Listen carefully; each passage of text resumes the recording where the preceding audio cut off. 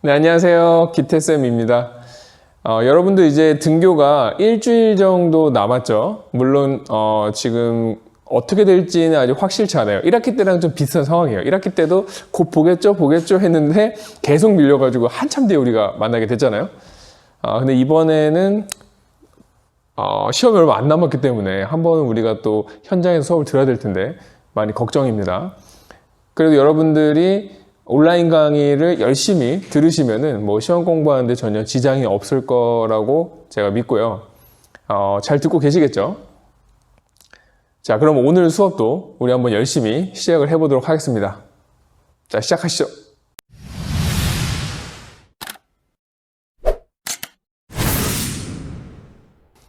자, 오늘은 저번 시간에 이어서 1920년대를 할 건데 우리가 저번 시간에 만주나 연해주와 같이 국외에서의 활동을 공부했다면은 오늘은 이제 국내의 상황을 공부하도록 하겠습니다. 아무래도 이제 국외하고는 좀 방법이 많이 달랐겠죠. 국외에서는 뭐 무장투쟁 이런 것들이 가능했지만 국내에서는 이제 그것이 불가능했기 때문에 이제 다른 방식의 어떤 민족운동들이 나타나기 시작합니다. 자, 그런데 우리가 이제 그거를 공부하기에 앞서서 배경 지식으로 좀 알고 가야 되는 것들이 좀 있어요.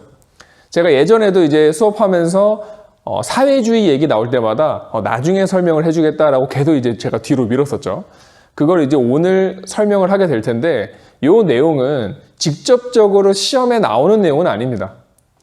그런데 우리가 앞으로 어쨌든 한국사를 공부하든 뭐 다른 과목도 마찬가지예요. 일반 사회에서도 아마 다루고 이럴 텐데 이런 것들을 공부하실 때 어떤 필수적인 배경 지식으로 많이 활용이 됩니다. 그리고 여러분들 이제 대학 가서도 여러 가지 이제 공부를 하시다 보면은 반드시 이 내용에 대해서 알고 있어야만 하는 그런 순간들이 와요. 특히 이제 문과로 진학하게 될 학생들은. 그리고 뭐 이과로 갈 친구들이라고 하더라도 이게 이제 어떤 뭐랄까 사회를 이해하는 데 있어서도 아주 중요한 상식이기 때문에 이번 기회에 어느 정도 알고 가시면 좋을 것 같아요. 자, 이제 우리가 20년대 이제 민족운동에는 크게 두 가지 계열이 있어요. 첫 번째가 민족주의 계열이고 두 번째가 사회주의 계열입니다. 자, 여기서부터 이게 뭔 소리야 라는 생각이 드시겠죠? 자, 그래서 제가 지금 말하는 배경 지식은 이 민족주의와 사회주의가 무엇인지 그거에 관한 이야기입니다. 자, 그럼 일단 민족주의부터 보겠습니다. 간단하게 민족주의, 그러니까 이 사람들이 가장 중요하게 생각하는 게 뭐다? 민족이다라는 겁니다. 이 민족주의 계열은 가장 이제 중요한 것이 민족. 그래서 지금 현재 일제강점기에서 우리가 일본에게 지금 핍박받고 있고 억압당하고 있고 착취당하고 있고 이런 상황에 대해서 우리 민족을 어떻게 하면은 다시 이제 좋게 우리 민족이 잘 살 수 있게 할 수 있을까? 요거를 고민한 사람들이라고 보시면 돼요. 정말 간단히 얘기해서. 그래서 이제 민족주의인 거죠. 자, 그런데 이 민족주의, 그러다 보니까 이 사람들 일제강점기에서 제1의 목표가 뭐겠습니까? 당연히 민족의 독립이겠죠. 이 사람들은 추구하는 게 민족의 결국 해방, 독립. 그래서 이제 우리가 우리의 나라를 되찾는 것, 이것이 이제 민족주의 계열에 있어서는 가장 큰 목표일 거예요. 그래서 이게 일제강점기 때는 어떤 저항의 어떤 동력으로서 우리 민족의 뭐 약간 뭐랄까 혼을 막 일깨워주고 막 자부심을 일깨워주고 일본에게 막 저항하고 이런 데 있어서 많은 동력을 제공했어요. 그 다음에 이제 사회주의에 대한 설명을 할게요. 사실은 요게 이제 메인이 될 텐데 여러분들한테는 우리가 많이 들어보셨죠. 사회주의 뭐 공산주의 뭐 이런 얘기 많이 들어보셨을 거예요. 그래서 뭐 어떻게 느끼실지 모르겠지만 마치 이게 어떤 악마인 것처럼, 악인 것처럼 그렇게 묘사하는 경우들도 많아요. 그럼 그게 왜 그렇게 된 건지를 제가 설명을 해드릴게요. 요새는 이제 그런 분들이 없으리라고 제가 믿습니다만은 간혹 이 사회주의와 공산주의의 반대가 뭐니? 라고 물어보면은 사회주의와 공산주의 반대는 민주주의 아니에요? 이렇게 얘기하는 친구들이 간혹 있어요. 친구들뿐만 아니라 뭐 어른들을 붙잡고 물어봐도 가끔 요 두 개가 서로 반대 개념이라고 생각하시는 분들이 있어요. 자, 한번 그게 맞는지 보겠습니다. 민주주의라는 건 뭐죠? 지금 현재 이제 우리나라가 민주주의인데 백성이 뭐 국민이 주인인 그런 국가 형태, 뭐 체제, 제도 이런 걸 민주주의라고 합니다. 그러니까 흔히 이제 국민들의 의견이 정치에 얼마나 반영이 되느냐. 그러니까 우리는 이제 투표를 통해서 국회의원을 선출하고 국회의원이 우리의 어떤 대리자로서 법을 만들고 하지 않습니까? 그러니까 이거는 일종의 민주주의 체제예요. 그럼 민주주의의 반대는 뭐예요? 국민들이, 자꾸 백성이란 말이 입에 붙네. 국민들이 여럿이 다수가 어떤 의사결정에 참여하지 않고, 어떻게? 혼자 사는 거. 그게 뭐예요? 독재죠, 독재. 그러니까 민주주의의 반대는 사실 독재예요. 근데 우리는 가끔 요게 마치 반대인 것처럼 이야기하는 경우가 있어요. 자, 왜 그렇게 된 건지 설명을 해드릴게요. 사회주의와 공산주의는 사실 경제적 개념이에요. 민주주의랑 독재는 뭡니까? 요거는 정치적 개념이죠. 그러니까 사실은 범주 자체가 달라요. 정치를 얘기하는 애들이고 경제를 얘기하는 애들이에요. 그래서 우리가 사회주의와 공산주의랑 반대가 뭔데? 라고 했을 때는 자본주의 또는 자유주의 이런 것들을 이야기해요. 점점 어려워지죠. 배경 지식입니다. 어디까지 배경 지식이에요? 자, 자본주의는 뭡니까? 자본주의는 이윤 추구를 목표로 하는 어떤 제도예요. 그래서 이 자본주의에서는 돈이 제일 중요한 가치가 되는 거죠. 그러니까 돈으로 뭐든지 할 수 있는 그런 사회. 이윤 추구를 긍정하는 사회. 이게 자본주의예요. 그러니까 현재 우리나라는 자본주의라고 볼 수 있겠죠. 자, 그런데 이 자본주의가 도대체 어쨌길래 요거에 저항하는 얘네가 나왔을까라는 거죠. 자, 일단 자본주의가 급격하게 이제 발전되는 시기는 산업혁명 이후라고 보시면 됩니다. 영국에서 산업혁명이 나타난 이후에 이제 대량 생산이 가능해지면서 부를 축적하게 되는 자본가들이 막 생기죠. 그러면서 자본주의라는 체제가 점점 이제 확산되기 시작하고 거기에서 여러 가지 이제 병폐들도 나타나기 시작해요. 예를 들어서 이 자본주의 체제 안에서 어떤 일들이 벌어지냐면은 8살, 9살 이런 어린 소년, 소녀들이 공장으로 취직을 해요.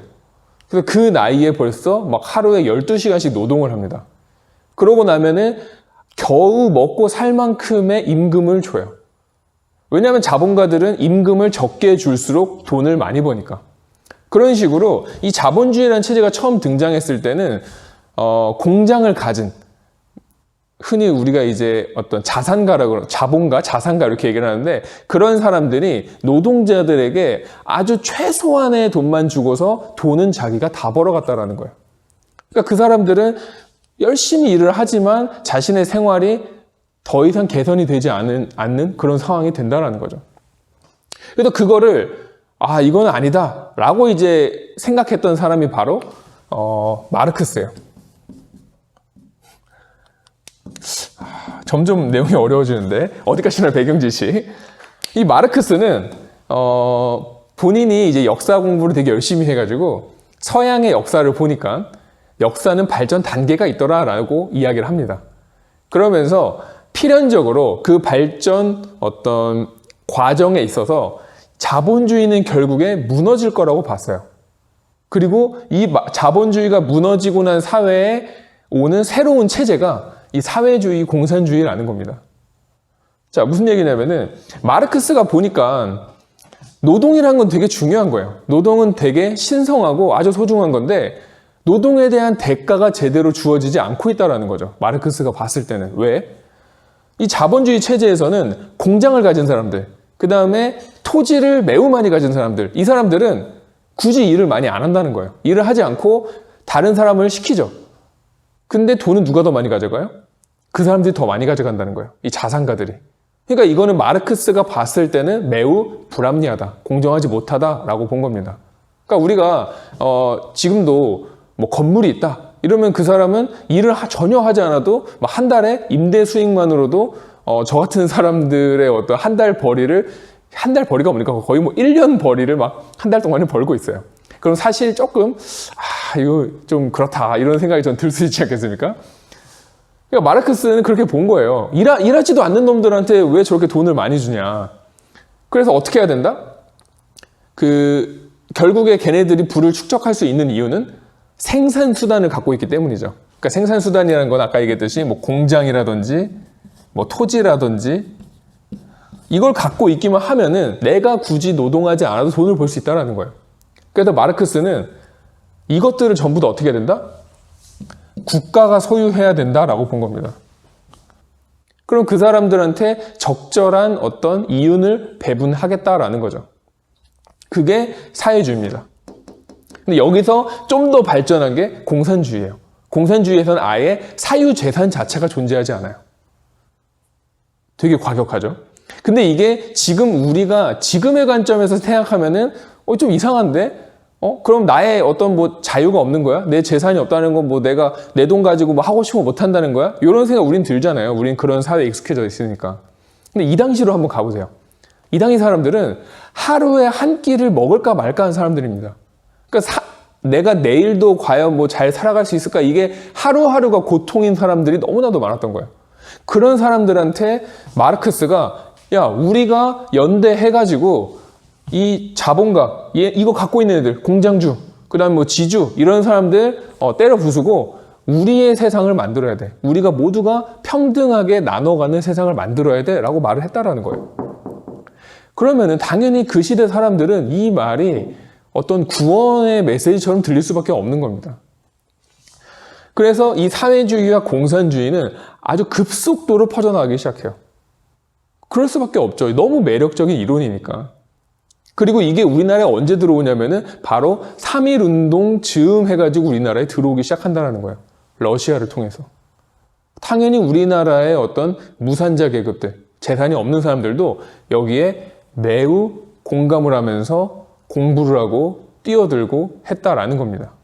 자, 그런데 이 사회주의, 공산주의는 아무래도 그 과정에서 어떤 개인의 자유를 침해할 수밖에 없겠죠. 그러니까 사유재산도 없다 그러고, 그다음에 공장이나 토지 이런 것도 다 국가가 가져가야 된다고 하다 보니까 그 과정에서 어떤 개인의 자유를 조금 침해하게 되고, 경제에 있어서도 시장에 맡기는 자본주의와 다르게 정부가 적극적으로 경제에 개입을 하게 돼요.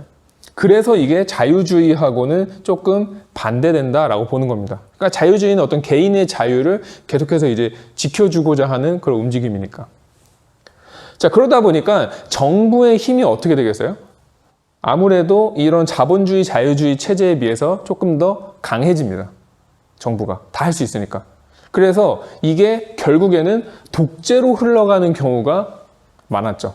뭐 러시아도 그랬고, 그 다음 중국도 사실상 지금 뭐 일당 체제죠. 그리고 북한도 뭐 일당이 아니라고 하더라고요. 북한 일당은 아닌데 우리가 다 알다시피 계속해서 이제 부자 간에 마치 막 왕위 세습이 되는 것처럼 계속해서 독재를 하고 있죠. 그러다 보니까 사회주의, 공산주의가 독재라는 이미지하고 조금 연결이 되는 경향이 있어요. 특히 이제 우리나라는 북한을 경험했기 때문에 더욱더 이제 이거를 요런 쪽으로 더 해석하는 경우가 많다라는 거죠. 자, 그런데 그러면 사회주의랑 공산주의는 나쁜 건가요? 이렇게 물어보면은 절대 그렇지 않습니다. 자, 무슨 얘기냐? 아까도 얘기했지만 우리가 무슨 주의 이런 거는요, 웬만하면은 맞는 부분이 있고 틀린 부분이 있어요. 당연한 얘기지만 사회주의, 공산주의도 그 아이디어만큼은 우리가 취할 부분들이 당연히 있습니다. 뭐 이게 무조건 좋다 이런 말이 절대 아니고요. 그래서 우리가 경제라는 거는 계속해서 이 자본주의 쪽이 얘기하는 계속해서 성장을 해야 돼, 개발을 해야 돼 라는 쪽이 있고, 사회주의, 공산주의에서 얘기하는 성장보다 일단 나눠주는 게 먼저예요. 분배를 해야 돼 라는 쪽으로 계속해서 싸우고 있는 형국이에요. 그래서 뭐가 더 100% 옳다 이건 없습니다. 근데 문제 우리나라는 사회주의, 공산주의 하면은 마치 뭔가 문제가 있는 것처럼 이야기를 해요. 그건 왜 그런 것 같아요? 아까도 얘기했듯이 우리나라는 사회주의, 공산주의를 떠올리면은 이 사상 자체를 우리가 생각하는 게 아니라 자꾸 북한이랑 연결을 시켜요. 그러니까 북한이 이런 체제니까. 그런데 북한은 어떤 존재냐면은 우리하고 어쨌든 전쟁을 했던 상대라는 겁니다. 같은 민족이지만 어쨌든 총칼을 겨눴던 전쟁 상대였던 거죠. 그래서 그 시대를 경험하신 분들은 공산주의, 사회주의 하면 북한이 떠오르고, 북한이 생각나면은 철천지 원수, 내 가족을 죽인 원수, 이런 식으로 연결이 되는 거예요. 그러다 보니까 사회주의, 공산주의 자체가 마치 악인 것처럼 규정이 되는 겁니다. 근데 뭐 그분들의 어떤 개인적인 경험에서 나온 거라서 뭐 그걸 틀렸다고 할 수는 없지만 우리가 그렇게 보면은 너무 이제 반쪽짜리 인식이 되는 거예요. 그래서 이제 어떤 결과를 낳았냐면은 우리는 이제 사회주의, 공산주의 딱지만 붙어 있으면은 무조건 부정적인 것으로 매도를 하게 돼버려요. 요즘엔 그래도 많이 좋아졌습니다만은 제가 어렸을 때만 해도 거의 절대 악으로만 규정을 했어요. 그래서 예전에는 뭐 요즘에도 그렇습니다만은 역사 인물 중에 그러니까 어떤 독립운동가들 중에서도 이런 사회주의, 공산주의가 조금 섞여 있다. 그러면은 잘 가르치지 않았어요. 또는 대우를 해주지 않았죠. 대표적인 게 우리가 저번 시간에 배웠던 김원봉 같은 인물이에요. 김원봉은 그 사람의 전적만 보면은 일제강점기에서 가장 현상금이 높았을 정도로 일본에게 있어서는 악명 높은 사람이었어요. 근데 그 사람이 어쨌든 이제 사회주의 경력이 있고, 그 다음에 해방 이후에 우리나라에 이제 남한에 있었다가 이제 뭐 여러 가지 자초지종 막 고문받고 막 이랬죠. 그러면서 이제 북한으로 이 사람이 가버리게 돼요. 그러면서 이제 우리나라에서는 이 사람은 북한 사람이다라고 규정을 하면서 지금까지도 김원봉에 대해서 훈장을 주지 않고 있어요. 근데 반대로 김구는 이제 우리나라의 어떤 건국의 아버지처럼 여겨지고 있죠. 그 다음에 뭐 여운형이라든지, 그 다음에 우리가 또 배웠던 이동희라든지, 뭐 홍범도라든지 이런 사람들 보면은 전부 다 그 사람의 경력에 있어서 사회주의가 조금 묻었다는 이유만으로 좀 폄하가 되는 경우가 많아요. 잘 안 다뤄지는 경우가 많고. 근데 그거에 반해서 사회주의가 아니었던 이제 독립운동가들, 뭐 김좌진이라든지 아까 얘기했던 김구라든지 뭐 이승만이라든지 이런 분들이 조금 더 높게 평가받는 그런 분위기가 좀 있습니다. 그래서 사실 우리는 좀 과거에 그런 인물들을 평가할 때 좀 그런 색안경을 조금 벗고 보면 어떨까, 좀 그런 개인적인 소망이 있습니다. 자, 그러면 이제 마지막으로 정리를 해드릴게요. 그러면 이제 민족주의와 사회주의의 관계는 어떻게 되냐면은, 자, 봅시다. 이 얘기도 좀 할까? 흔히 이제 우리가 좌파와 우파라고 하잖아요. 이거는 그럼 어디서 온 거냐면은, 예전에 이제 프랑스 혁명이 일어났을 때, 이제 그 이후에 어떤 의회가 꾸려졌을 때, 조금 더 진보적인 성향의 사람들이 이제 의회의 왼쪽에 앉아 있었고, 조금 더 보수적인 성향의 사람들이 오른쪽에 앉아 있었어요. 그래서 그때부터 우리가 진보적인 사람들의 좌파, 보수적인 사람들을 우파라고 많이 했습니다. 점점 어려워지는데. 그럼 진보는 뭐고 보수가 뭐냐? 간단하게 얘기 드릴게요. 보수는 지금 현재 체제에 만족하는 사람들이에요. 그래서 이거를 그냥 유지하고 싶어 해요. 굳이 바꾸지 말자. 지금 뭐 사회 괜찮은데 왜? 이게 보수고요. 진보는 현재 체제에 불만족스러운 사람이에요. 그래서 바꾸려고 하는 사람들이죠. 그래서 사실은 바꾸려는 사람이 많겠습니까? 바꾸지 않으려는 사람이 많겠습니까? 웬만하면은 사실 보통은 사회가 어느 정도 안정이 되면은 안 바꾸려고 하는 사람들이 더 많아요. 그러다 보니까 이 좌파는 그 사회에서 좀 소수인 경우가 많고, 그래서 항상 이 좌파와 우파가 이제 싸우지만 대체로 이제 우리나라 같은 경우 우파가 이제 승리하는 그런 경우들이 많았죠. 이게 이제 좌파와 우파인데, 그러면 이제 돌아가 봅시다. 그럼 사회주의 계열과 민족주의 계열 중에서 누가 좌파겠어요? 사회주의 계열이 좌파인 거예요. 왜냐하면 자본주의 체제라는 거에 불만족을 해가지고 그거를 뒤집어 엎으려고 했던 거니까. 그래서 이제 좀 어르신들이 이제 좌파다, 뭐 진보다 이런 얘기하면은 빨갱이다 이런 식으로 또 북한하고 연결을 시키시는 거예요. 좀 복잡하죠? 자, 그런 개념인데, 자, 그러면은 사회주의 계열은 좌파고, 그럼 민족주의 계열은 어떻게 했어요? 쟤네들은 우파에 가까웠어요. 그래서 이제 둘이 사이가 안 좋은 겁니다. 자, 근데 왜 사이가 안 좋냐? 자, 마지막입니다. 자, 여기가 일본이에요. 이게 조선입니다. 그러면은 민족주의 계열은 우리의 적은 일본이야, 이거예요. 그래서 우리가 일본을 몰아내고 우리의 독립을 쟁취해야 돼. 이게 이제 민족주의 계열의 어떤 목표입니다. 자, 그 사회주의 계열의 목표는 뭐냐면은 쟤네들이 보는 세상은 국가와 국가가 아니에요. 뭐와 뭡니까? 자본가와 노동자예요. 그래서 이렇게 나눠서 여기는 자본가들, 부르주아들. 그다음 여기는 노동자들. 마찬가지. 여기도 노동자들, 여기도 자본가들. 그러면은 사회주의자들은 뭐 하자는 거예요? 우리가 연합해서 얘네를 깨부셔야 돼가 목표가 되는 거예요. 여러분들은 이게 이해가 안 되죠, 잘. 근데 이 사람들은 지금 사실 우리나라가 독립하는 것도 물론 중요하겠지만 당장 내가 내일 출근하면은 사장한테 혼나고 또 사장한테 욕먹고 또 돈은 쥐꼬리만도 못 받고 이런 일을 겪어야 되는 사람들이에요. 그러니까 당장 내가 살아야 되는데 무슨 나라의 독립이 뭐가 그렇게 중요하겠습니까? 그래서 이 사람들은 노동자들이 단결해서 자본가들과 싸워야 돼가 우선이라는 거예요. 그래서 실제로 나중에 이제 우리가 배우겠습니다만은 원산 총파업 때 우리나라 이제 원산에서 노동자들이 막 파업을 해요. 그때 일본의 노동자들이 막 돈을 모아가지고 우리한테 보내주기도 합니다. 노동자들끼리 연대해야 되니까. 실제 이제 마르크스의 공산당 선언의 마지막 문장도 노동자들이요, 만국의 노동자들이 단결하라 이런 말이에요. 그러니까 국가의 개념이 없는 겁니다. 그러니까 당연히 요거를 말하는 민족주의 계열과 요거를 말하는 사회주의 계열은 당연히 여기서 충돌할 수밖에 없는 거예요. 이해가 되시죠? 사회주의 계열 눈에는 민족주의 계열이 자본가로밖에 안 보인다는 거예요. 왜? 얘네들의 목표는 계급투쟁이니까. 자본가 타도니까. 이해가 되시나요? 결국 제가 요 얘기를 하기 위해서 이 먼 길을 돌아온 겁니다. 되게 장황했는데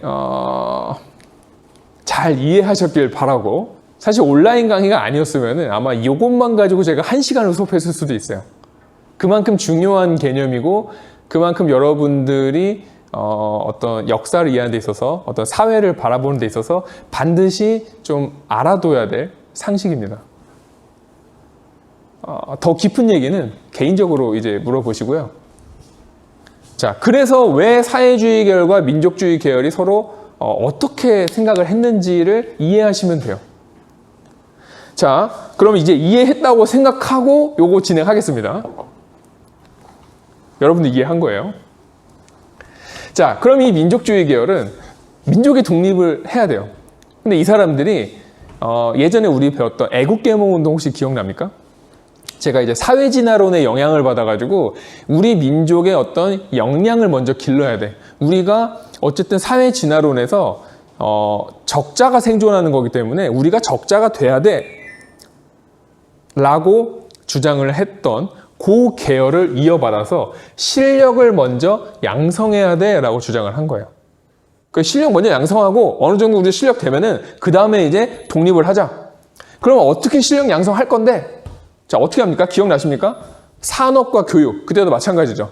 그래서 이번에도 마찬가지입니다. 우리나라의 국내 산업을 기르고 사람들을 교육을 시켜야 한다라는 게 이 실력 양성 운동의 주요 활동이에요. 그래서 그 내용은 좀 이따 우리가 더 자세하게 배우게 될 겁니다.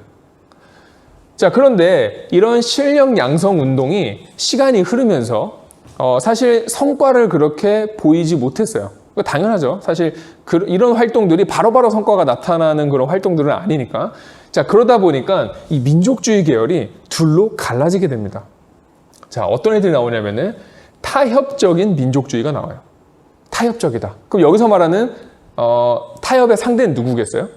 바로 일본이 되는 겁니다. 자, 대표적으로 이광수, 최린, 김성수 이런 사람들이 이제 교과서에 등장하는데 이 사람들은 일본이 우리를 지배한다는 사실 자체를 부정하려고 하지 말자. 그 인정하자. 그 인정하고 그 안에서 우리가 할 수 있는 것들을 하자라는 겁니다. 그러니까 굳이 일본으로부터 우리가 벗어날 필요가 있냐? 그냥 그 안에서 한번 잘 살아보자. 이런 주장을 하기 시작했다는 거예요. 그러니까 어떻게 보면은 막 민족운동 하다가 좀 지친 겁니다. 지쳐가지고 야씨 그냥 일본 해 우리 이러면서 갑자기 자치론 그냥 우리가 자치권 얻으면 되잖아. 참정권 운동. 우리가 정치에 좀 참여하면 되잖아. 일본이면 어때? 이런 얘기 한다는 거예요. 그럼 여기까지만 해도 그래 저것도 나를 민족에 기릴 수 있어. 이렇게 생각할 수 있는데 결국 이 사람들 나중에 뭐 된다? 다 이 사람들 결국 친일파돼요. 거의 대부분이. 자, 반면에 그래도 그건 아니다. 타협하지 않고 계속해서 이 길을 고수했던 사람들이 있어요. 그 사람들이 이제 비타협적 민족주의라고 하는 겁니다. 근데 쉽지는 않았겠죠, 활동이. 자, 조선민흥회 좀 기다리고 다실로. 자, 그럼 사회주의 계열은 뭐 해야 되냐? 이 사람들은 이제 사회주의라는 개념이 이제 막 들어왔잖아요, 우리나라에. 그러니까 그거를 사람들한테 이제 알리면서 좀 이 사람들을 하나로 이제 규합을 시켜야 되는 거예요. 그러니까 사회주의에서 가장 중요한 거는 자본가, 뭐 지주, 그러니까 유산자 계급을 타도하는 건데 개인의 힘으로 안 되죠. 그래서 어떻게 해야 돼요? 뭉쳐야 돼요. 그래서 이 사람들이 각계층에서 단체를 만들기 시작합니다. 뭐 학생단체, 농민단체, 노동자단체 이런 것들을 만들기 시작해요. 그렇게 단체를 만들어야지만 싸울 수가 있으니까. 그래서 이런 식으로 이제 단체를 결성을 하고 아예 나중에는 조선공산당이라는 어떤 정치적 단체까지 등장하게 되는 거예요. 요게 1925년입니다. 필기에는 제가 그냥 뺐는데 알고 있으면 좋아요. 그래서 한창 얘네가 나눠져 가지고 막 이러고 있을 때 이쪽에서는 이제 조선공산당이 결성이 돼요. 자, 그런데 이 1925년 보면은 좀 떠오르는 어떤 제도가 있지 않습니까? 우리가 1학기 때 공부를 정말 열심히 하신 분들이라면은 1925년 이거 나치익은 연도인데 이런 느낌 올 수 있어요. 자, 그게 뭐냐면은 치안유지법입니다.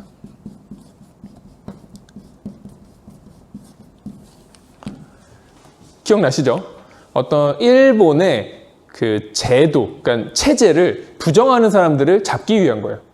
그래서 제가 막 홍콩 보안법이랑도 이렇게 비교를 했었잖아요. 주로 잡으려고 했던 게 누구라 그랬어요? 첫 번째, 천황제 부정하는 사람들. 그러니까 무정부주의자 이런 사람들. 근데 이 사람들은 그렇게 많지는 않았겠죠. 두 번째, 자본주의 체제를 부정하려는 사람들. 바로 누구? 얘네들.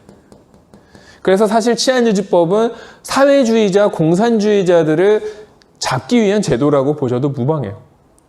근데 일본이 1925년에 치안유지법을 제정하게 되면서 그건 당연히 얘네들은 활동하기가 어떻겠어요? 힘들어진 거죠. 빡세진 거예요. 뿐만 아니라 사실은 비타협적 민족주의도 이 치안유지법의 영향을 받습니다. 그래서 얘네들은 이 치안유지법 때문에 그 이전보다 활동이 많이 축소가 돼요. 그러니까 좀 운신의 폭이 좁아진 거죠. 좀만 저기 하면 잡힐 수도 있으니까. 자, 그러자 그때부터 좀 서로 쫄리기 시작한 겁니다. 근데 마침 코민테른이라는 게 있어요. 나 미치겠네. 이거 단어를 빼면 안 되나, 교과서에서? 자, 요거는 분명히 질문은 들어올 것 같아서 설명을 해드릴게요. 아까도 얘기했듯이 이 사회주의, 공산주의 계열은 국가의 개념이 없습니다. 그러니까 사상적으로는. 그래서 어떤 나라의 사람이든 간에 그 사람 노동자라면 하나예요. 그래서 실제로 모든 나라의 노동자 단체를 이끄는 가장 뭐라 그래야 되지? 총단체격인 단체가 있어요. 그거를 이제 코민테른이라 그래요. 이런 정도로만 이해를 하세요.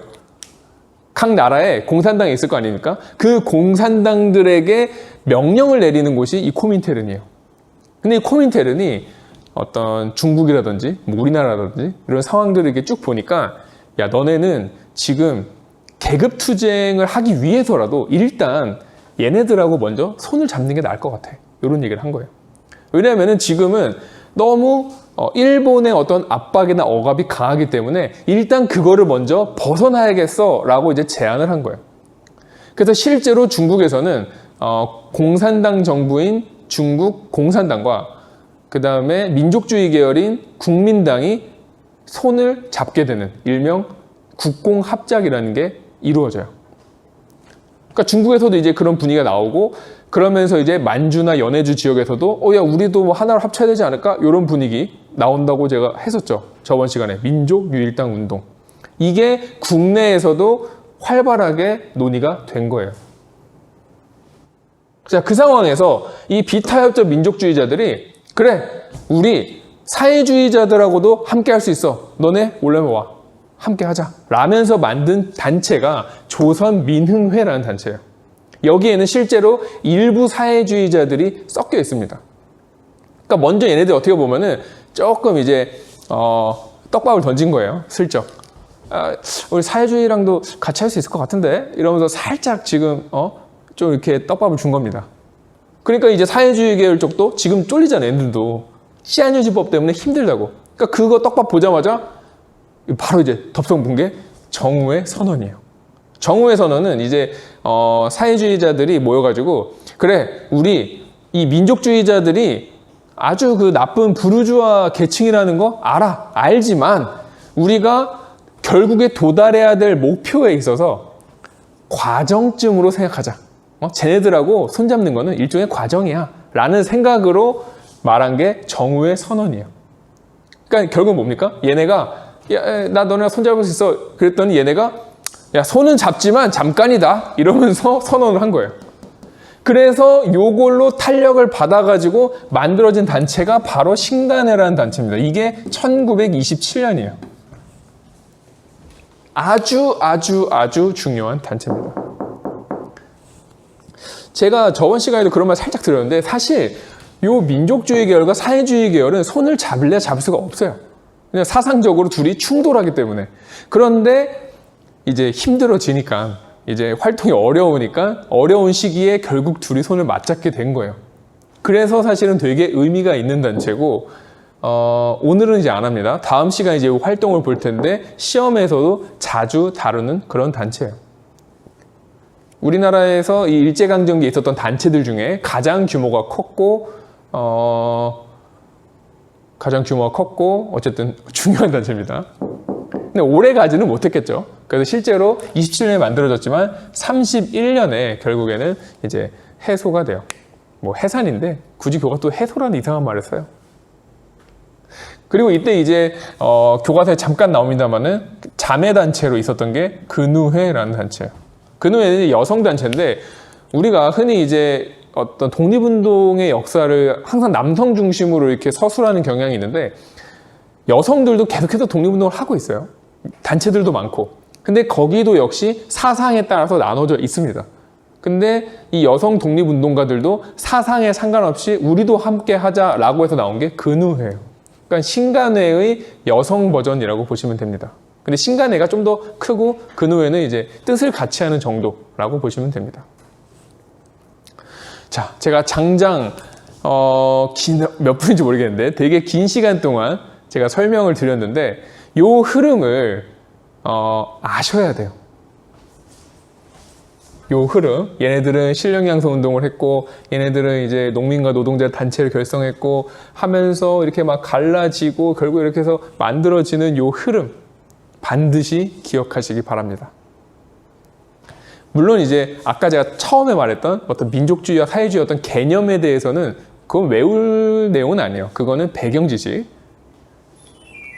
하지만 요 내용들은 외우셔야 됩니다. 제가 더 힘드네요. 자, 그럼 이제 우리는 본격적으로 오늘은 요 실력 양성 운동이 그럼 뭔지, 그 다음에 거기서 나중에 이게 갈라지게 된 이게 뭔지 내용을 확인하도록 하겠습니다. 여기서부터 이제 좀 쉬워요. 자, 좀 이제 쉬엄쉬엄 가겠습니다. 자, 어려운 얘기를 좀 길게 했으니까 좀 간단한 얘기들을 좀 빠르게 제가 진행을 하도록 하겠습니다. 자, 실력 양성 운동. 그러니까 아까 제가 설명했던 민족주의 계열이 이제 진행했던 20년대의 독립 운동입니다. 자, 대표적으로 첫 번째 물산 장려 운동이라는 게 있어요. 자, 아까도 얘기했듯이 여기서 말하는 실력 양성은 대체로 산업과 교육 분야라고 보시면 됩니다. 그 중에서 이거는 산업 분야죠. 자, 배경을 보겠습니다. 자, 일단 회사령이 폐지가 돼요. 이것도 공부한 거죠. 회사령이 폐지가 되면서 일본의 회사들이 이제 우리나라에 많이 넘어오게 됩니다. 그리고 역시 우리 민족 기업들도 생기게 되죠. 막 회사가 막 생기는 거예요. 일본 회사를 이제 막 경쟁해야 되죠. 자, 그런데 관세가 이제 철폐될지도 모른다는 그런 이야기들이 나와요. 자, 그러면은 이거 관세 제가 또 설명할 필요 없겠죠? 수입 품목에 대해서 붙이는 세금. 자, 관세가 철폐되면 예상되는 시나리오 뭡니까? 일본 기업과 우리나라 기업이 가격 경쟁에서 우리 기업은 힘들어진다라는 거죠. 자, 그래서 이제 민족 지도자들이 우리 기업을, 우리 산업을 보호하기 위해서라도 뭐 해야 된다? 우리나라 물건 사줘야 된다라는 게 물산장려 운동이에요. 그러니까 지금 요새는 이제 많이 시들해졌지만 우리가 일본 물건에서 지금 한동안 불매 운동을 하지 않았습니까? 그거랑 비슷한 느낌이라고 보시면 돼요.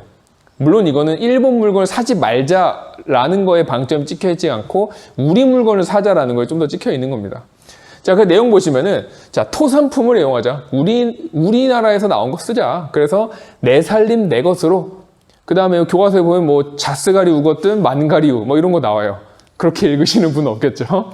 네, 우리가 만든 거 우리가 쓰자. 뭐 그런 내용. 그리고 그것뿐만 아니라 좀 돈을 아끼자. 그래서 뭐 근검 저축이라든지 뭐 금연이라든지 뭐 이런 것들을 장려하는 그런 일종의 캠페인이에요. 그래서 시작은 이제 평양에서 조만식이라는 사람이 조선물산 장려회라는 걸 만들면서 시작이 되고요. 왜냐면 이제 보통 평양이 이런 상업이나 이런 것들이 많이 발전했던 그런 곳이라서 그럽니다. 그런 다음에 이제 3년 뒤에는 경성에서도 이런 이제 활동들이 나타나기 시작해요. 자, 이거에 대한 사람들의 반응 어땠겠습니까? 폭발적이었죠. 왜냐면은 지금도 우리가 일본 하면은 이륵 바득바득 가는 사람들이 계시는데 이때는 오죽했겠습니까? 그러니까 사람들이 그래 일본 거를 사는 것보다 우리 걸 사는 게 애국이야 라는 마음으로 사람들이 너도나도 메이드 인 코리아만 사기 시작한다는 거죠. 자, 근데 문제는 우리나라의 어떤 공장이라든지 회사라든지 이런 것들이 얘네들도 생긴 지 얼마 되지가 않았어요. 그러다 보니까 그런 폭발적인 수요를 감당할 수가 없는 겁니다.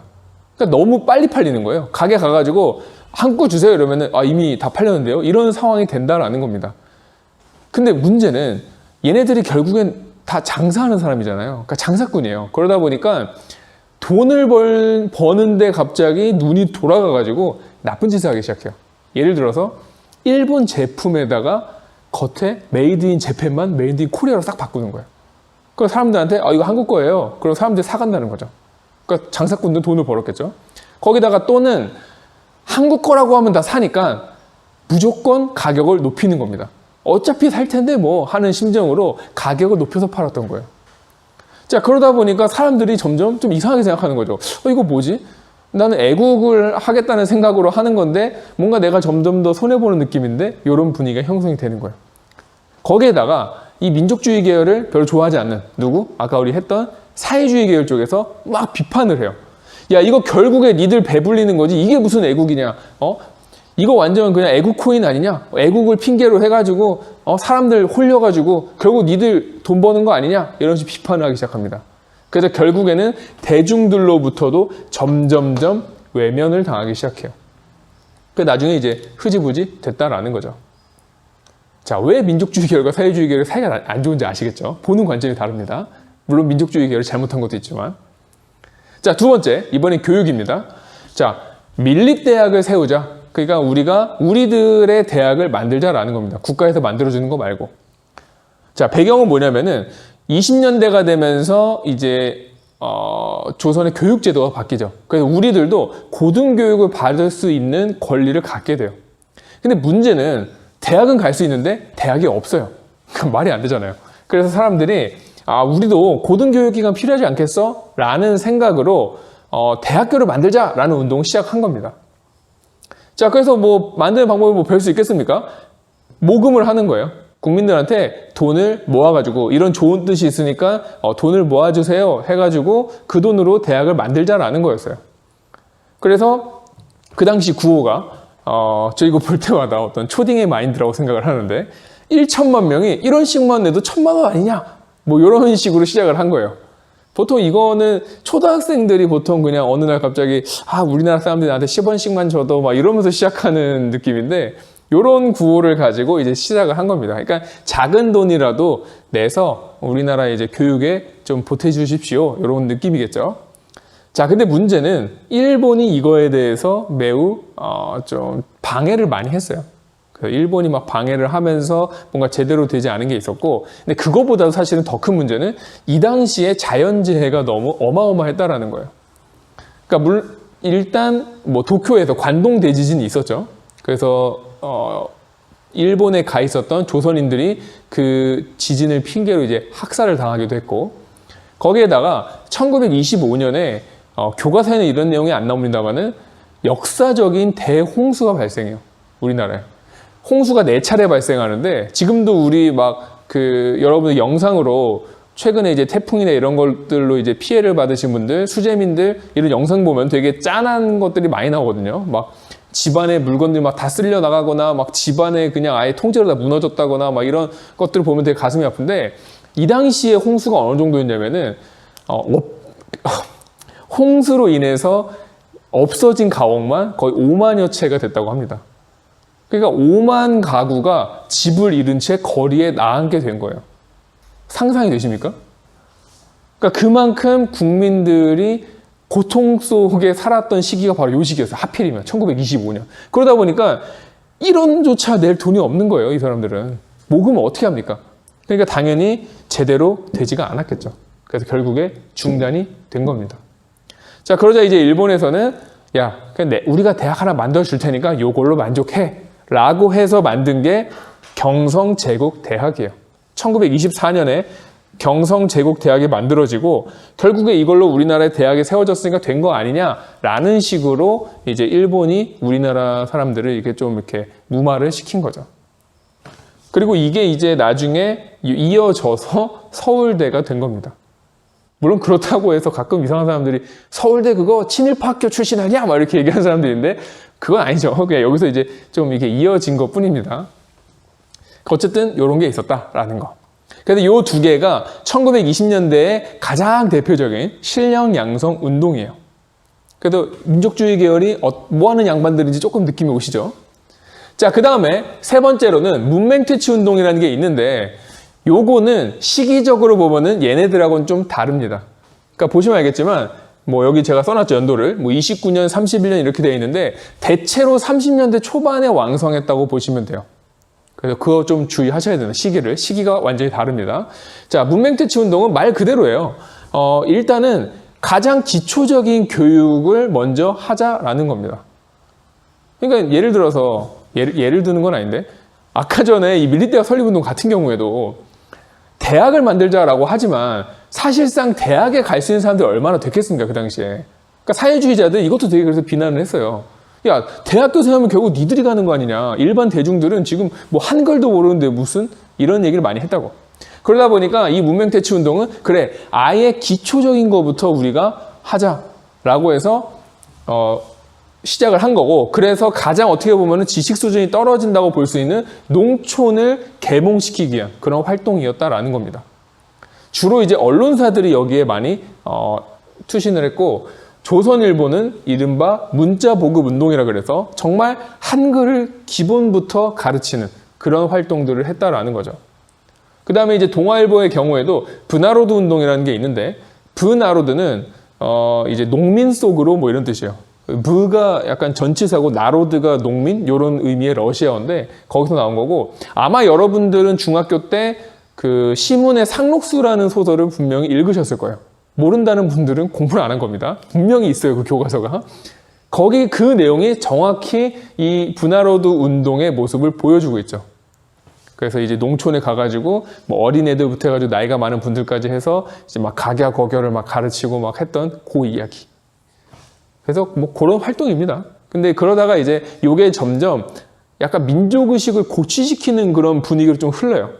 그러니까 점점 이제 우리가 각야거겨 배우다가 이 나쁜 일본 놈들 막 이런 식으로 이제 흘러가는 겁니다. 그러니까 이제 일본에서 이거 이제 그만시켜야겠다 해가지고 35년부터는 아예 강제로 중단을 시키게 돼요.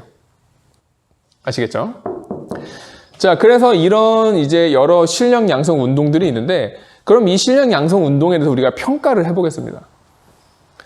자, 일단 긍정적인 이야기를 먼저 하자면, 어쨌든 우리 사회가 근대적으로 발전하는 데 이제 도움을 줬다라는 거예요. 막 글자도 막 가르쳐 주고, 그 다음에 어쨌든 막 우리 물건을 써서 막 우리 기업 살자 막 이런 식의 이야기도 하고, 그러면서 이제 민족 독립의 일종의 토대, 기반, 이런 것들을 마련하기도 했다라는 거죠. 그러니까 이런 활동들이 바로 어떤 결과물이 나타나지는 않지만 어쨌든 시간이 흘러서 이때 공부한 사람들, 이렇게 대학을 간 사람들, 이런 사람들이 나중에 어쨌든 뭔가 또 민족을 위해서 일을 하지 않았겠습니까?